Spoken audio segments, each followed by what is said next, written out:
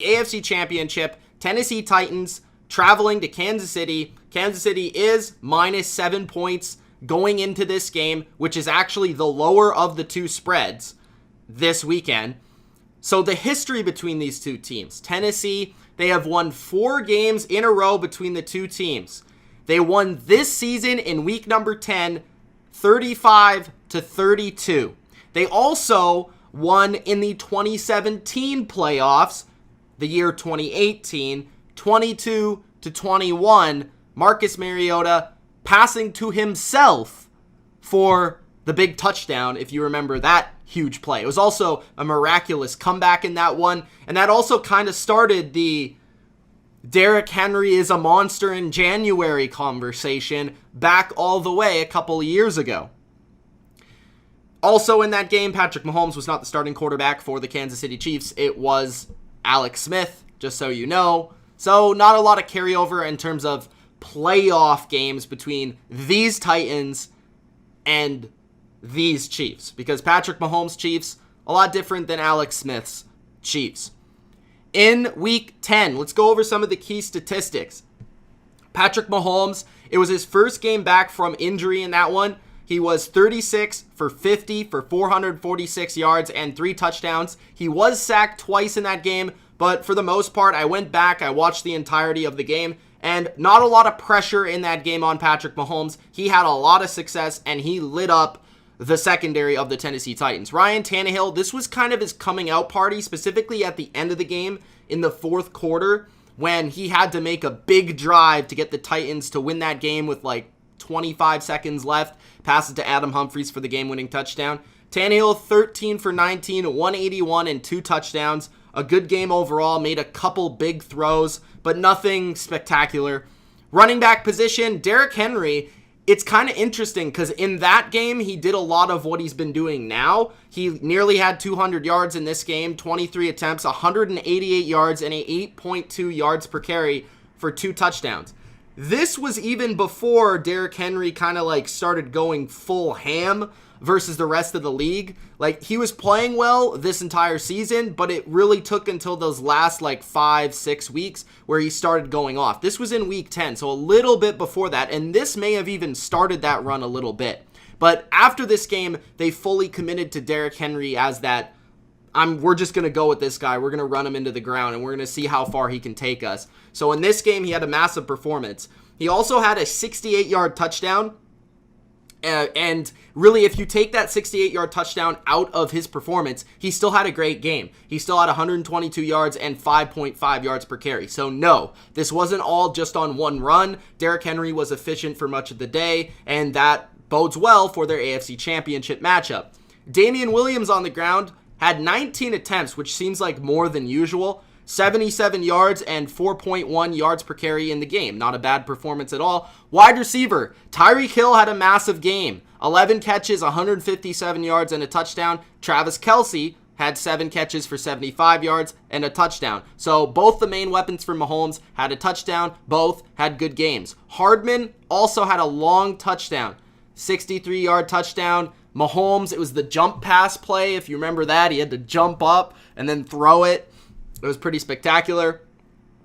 And then for Tennessee, this is interesting. A.J. Brown wasn't really a huge threat until a couple weeks after this game. I think actually the week after this game. And then he had that run of like a spectacular 4 or 5 game stretch where he's going for 100 yards a game. It almost seemed like A.J. Brown only had 1 catch in this game for 17 yards. So look out for that in Kansas City. If the Titans want to win this game, he might have to have a better performance than he did in this one.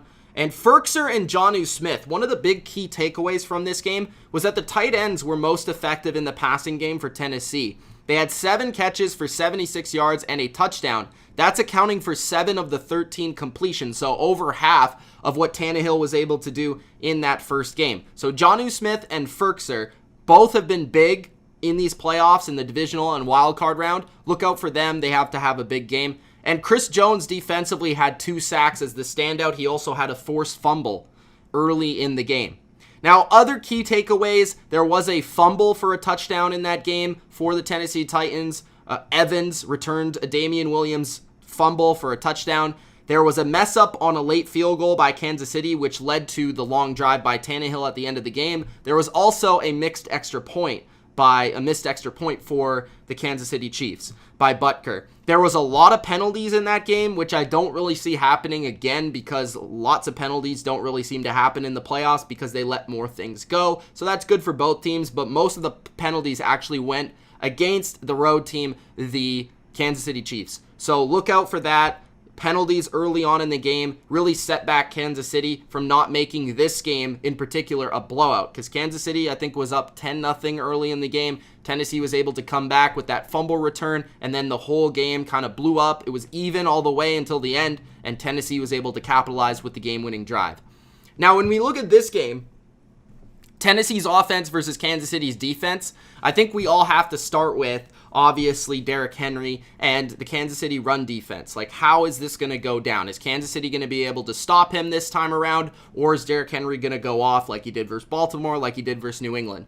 Well, the interesting stat here is I don't really love these type of stats, but this stat I think is very interesting because this is different when it comes to the Titans. Like, I don't like the when this team runs for 100 yards, they win. Because most of the time when you run for 100 yards, you're going to win because you're running at the end of the game when you're winning the game. So obviously, I don't really like those. But with Derrick Henry, that hasn't been the case. Like, when he is going off early in the game, they are winning the game. So actually, Derrick Henry, when he runs for 100 yards, the Titans are 8-0. Most of the time, that's early in the game. So if Derrick Henry runs for 100 yards, they're likely to win this game. If they don't, it's going to have to be an incredible performance by Kansas City's offense to put up a lot of points. Now, when looking at the matchup, Kansas City's run defense is still one of the worst in the league, ranking 29th in DVOA. Henry led the NFL in yards after contact, and Kansas City's defense is 28th in adjusted line yards. So what does that mean? Adjusted line yards measures the push that a defensive line gets versus the run game. So the big boys, they're not really getting it done for Kansas City this season in terms of pushing versus the run game.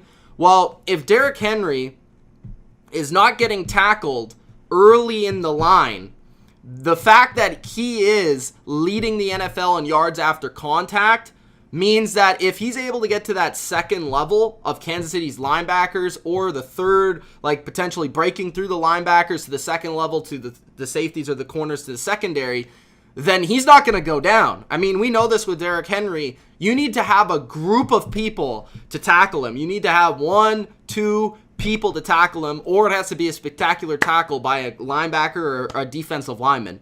So if Kansas City is poor at adjusted line yards, which measures the yards early in the down, basically, early in the play, the defensive line.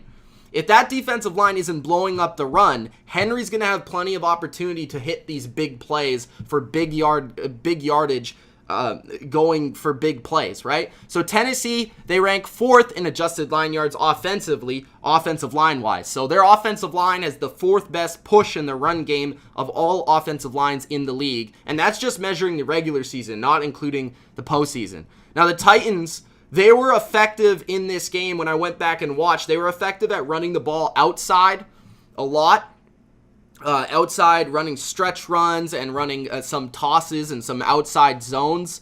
And I think this was effective, just going through my mind here, versus Kansas City, because Kansas City's linebackers are quite slow, so they're not really great at moving side to side. Also, the strength of Kansas City's defensive line, at least in terms of the run game, would definitely be in the middle where Chris Jones is. And Chris Jones did play in that game. So if you're running away from Chris Jones, you're likely to have more success. Now, looking at NFL.com's Cynthia Freeland, who is a pretty good analytical expert on NFL.com, she had some pretty interesting stats here. So Henry has amassed 729 of his 1,917 regular season yards, and that includes the regular season and playoff yards, when 8 or more defenders are in the box. So basically, Derrick Henry leads the league in yards when the box is stacked. So when a box is stacked, that means that there's 8 people or more in the box. 7 people is typical. 8 people, you have a stacked box. So he actually led the NFL in stacked box yards by more than 400 yards. Surprisingly, actually, number 2 was Sony Michel, which I go back to an issue with the Patriots in their rushing attack because everyone knows Michel's going to run it. But Michel was second. He had 329 yards versus stacked boxes. Derrick Henry had 729, so more than 400. Henry's 135 rushing attempts versus stacked boxes equal the most in the NFL as well. So the Titans really don't care if you have a stacked box or not. They're still going to run the football, and that's what they've been doing all playoffs long. Baltimore stacked box, New England stacked box, it doesn't matter. They're going to run it at the stacked box because they want to run the ball. Henry averages 5.4 yards per attempt for stacked boxes, which is absolutely incredible, and I think that speaks to his ability to break tackles. So, the key interesting fact of this, which Cynthia brings up, is that over the regular season and the playoffs, no defense actually allowed a higher yards per carry to running backs with a stacked box than the Kansas City Chiefs. So when the Chiefs actually wanted to stack the box, they were still giving up 4.7 yards per carry, which is awful. Like if you're putting people in there to stop the run and you're still giving up yardage, that's not a good sign. So they didn't fare well in run defense at all. They averaged the 4th worst yards per carry, given up 4.9 yards per carry. So overall, in the run game, an offense for Tennessee, I think they will be able to run the ball. I think they'll have a lot of success doing it. I wouldn't be shocked if Kansas City at times was able to slow it down or force a 3 and out, because New England, Baltimore did that as well. But there is going to be times where Derrick Henry does have the big play, where they do go and just, you're going to have Derrick Henry running for a 30-yard gain occasionally. It's going to happen because Kansas City's not good at it. Tennessee is good at it. And the way that Tennessee is playing, it's pretty spectacular. So, offensive line-wise. So they're going to get the push. They're going to win that battle more times than not. But the interesting part to me is, if Kansas City can stop them just occasionally, what's going to happen when Tennessee has to pass the ball? And how does Tennessee mix in the pass with the run? How do they mix in the play action with the run game as well? So when we look at the battle between the offensive line and the pass rush of Kansas City and Tennessee, Kansas City is 10th in sack rate. They're 11th in sacks this season. So they're one of the 10 best pass rushes in the league.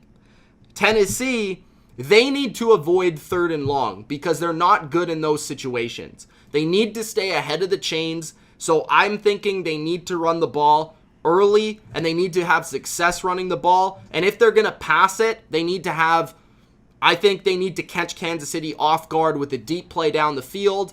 Pass it to your running backs, throw screens to Henry, throw to your tight end, whatever it may be. But you need to stay ahead of the chains and you need to stay out of 3rd and 7+. Because when Kansas City gets in that scenario, just as I said with Baltimore and New England, and just as it turned out to be that New England and Baltimore were able to stop Tennessee in those situations, they were able to get after Tennessee in those situations. It just rarely happened. That's the thing, right? So Chris Jones, actually specifically when you look back at the Patriots game, the reason Tennessee was able to run for 200 yards but still not put up that many points was because when New England did stop them, they were forcing them off the field on 3rd down. So 3rd down is absolutely crucial, 3rd and 7+. And why I go back to this is when you go back and watch the first game between Tennessee and Kansas City, one of the biggest plays of the game happened there. Kansas City dominated on 3rd down. They had a strip sack by Chris Jones. They forced mistakes on 3rd down, and Tannehill made mistakes. It's just obviously that's what's going to happen when you're in 3rd and long. Tennessee is also 32nd in sack rate, so they're not good at protecting the passer in those long situations. Kansas City, this is the strength of their defense. They're 5th in passer rating. They're tied for 8th in allowing 20-plus yard pass plays. So that speaks to me that Kansas City, they're good at not giving up big pass plays down the field, and that's what Tennessee wants to do when they are going to pass the ball. They want to go for the big play action bomb down the field like they did last week to Raymond versus Baltimore. But like I said, when you're passing the ball, I think you're going to see a lot of the tight end action. You're going to see Ferkser. You're going to see Jonnu Smith. I think Tyrann Mathieu will probably be on Jonnu Smith, but I could be wrong there. And I do think that one of Brown and Davis are going to have a big game, because if they're going to convert some of these big plays, they're going to need to have those guys win their one-on-one matchups, specifically when Kansas City plays man-to-man coverage on the outside, and specifically when Tennessee, they might be running, but Kansas City gets caught in the run, and you have those one-on-one shots. Tennessee needs to be able to take advantage. So I like Tennessee's offense overall versus Kansas City's defense. I think they might struggle a little bit in the pass game, but I do think their run game will be able to dominate enough to where they will be able to put up points, okay? So Kansas City's offense versus Tennessee's defense. This is the strategy if I'm the Chiefs' offense. I am not running the ball all game. I don't care. I might run it twice. I might run it once. I'm just going to say F the run. I'm playing shotgun. I'm going Mahomes. This is your game. I'm like I said it last week with the Russell Wilson Seahawks, which, by the way, they didn't listen to me and they lost. Second, okay, Tom Brady 2014 it. Just pass. I don't care. Don't run the ball, okay? When the Chiefs did run the ball versus Tennessee in the first game, I brought up Damian Williams' stats. He was effective, but I think they ran it far too much in that game. And I think if they would have passed it more, they would have won that game. The Chiefs, they were effective in running the ball outside. So when they did run the ball, like pitches and tosses specifically, I found were most successful. Because when you want to run on Tennessee, you want to avoid Casey and Daquan Jones. Those are their two best defensive linemen. If I'm the Titans, if we flip this, Tennessee needs to sell out for the pass. If I'm Tennessee, I don't care if you run it. I'm going to force Damian Williams to run the ball 25 times because I'm going to have a better chance to win it if I'm Tennessee. I'm just playing pass all day. That means I have my pass personnel out there, and I'm just saying, Mahomes, we're going to sell out for you. You need to check to a run every time to try and beat us. Now, can the Titans get after Mahomes? Because that's probably the biggest question in this game, I think. Kansas City is 4th in adjusted sack rate this year, and Tennessee is 14th in adjusted sack rate defensively. So Kansas City's offensive line is better at protecting Mahomes than Tennessee's defensive line or pass rush is better at getting after the quarterback. So that's key there. Now, I think even more so than getting after the quarterback, a big deal is keeping him in the pocket. You don't want those extended plays by Mahomes where he's escaping to the right or to the left and he's able to find a deep pass down the field. You need to keep him in the pocket. That's even more important than pressuring him. When the Texans allowed him to escape the pocket, not only was he effective passing, but he also ran the ball very effectively versus Houston because they played a lot of man coverage. Now with Tennessee, I found it interesting. They played a lot of zone. They got torn up. I think they'll go to more man in this game than zone. But my struggle is, Tennessee doesn't have one of the greatest secondaries in the world, but it's not bad. I do think that they can play man on occasion and have some success, but I don't think it's going to be overly successful. I think whatever Tennessee tries to do in coverage, they're going to have to be very creative. They're going to have to confuse Mahomes more than just beat Mahomes. I don't think you're going to be able to just line up and when Mahomes knows you're playing man, you're going to beat them. I think you need to be confusing. Dean Pease, Mike Vrabel, they need to come up with a game plan where they're showing blitz and they're bringing guys, they're not bringing guys. They need to be creative with that because I don't think if you just line up, you're going to win. I think Mahomes will win, and I think the Chiefs will win their matchups if that happens. Now, I do think Tennessee will be better in terms of keeping Mahomes in the pocket because they're better coached that way, and they're better, like Dean Pease is better at scheming up that sort of thing, I would think, than even a Romeo Crennel. And I will say this, Houston's defense, Houston's pass rush, not very good.